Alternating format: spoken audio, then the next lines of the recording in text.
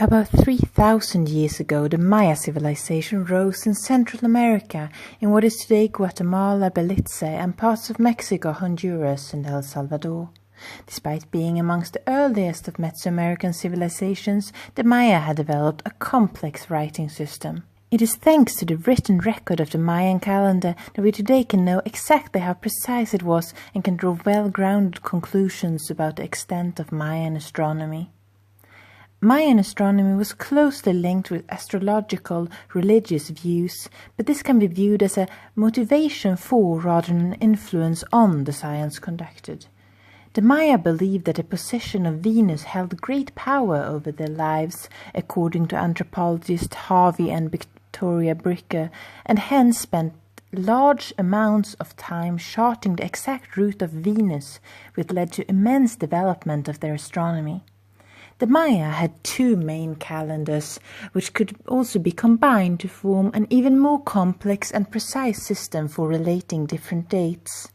One had 365 days, much like the Gregorian calendar, but divided into 19 months.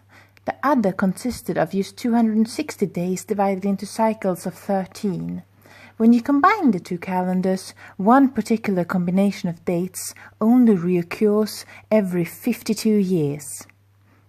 The Maya also divided time into very large units called Baktun periods, based on astronomical alignments that occur about once every 5,125 years.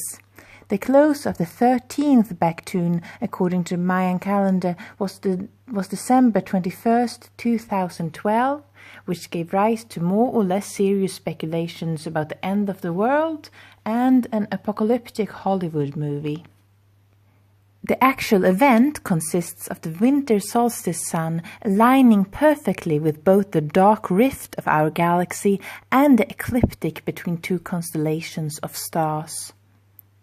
The amount of time the Maya invested in predicting astronomical events well beyond the end of their civilization might seem like a waste, but I would argue that the Mayan focus on astronomy and astrology provided the people with the security and collective spirit from a religion connected to visible phenomena. The complex calendar and the written language also go hand in hand.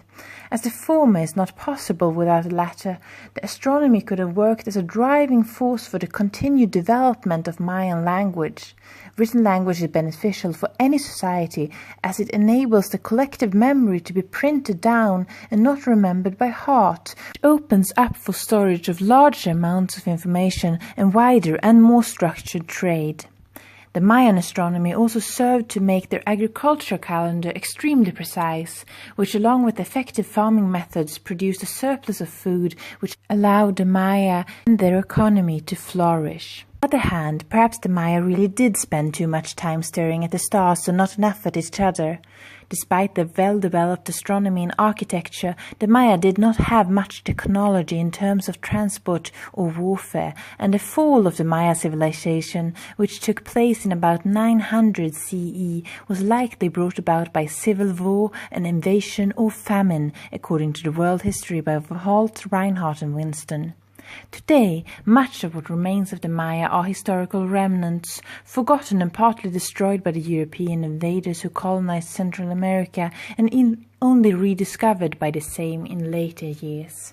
Still, one can see that even today the Mayan calendar is able to predict astronomical events such as eclipses with an uncertainty of no more than a day. The so-called lost Mayan culture has influenced many contemporary works of art and literature, such as those by French artist Jean-Frédéric Valdic.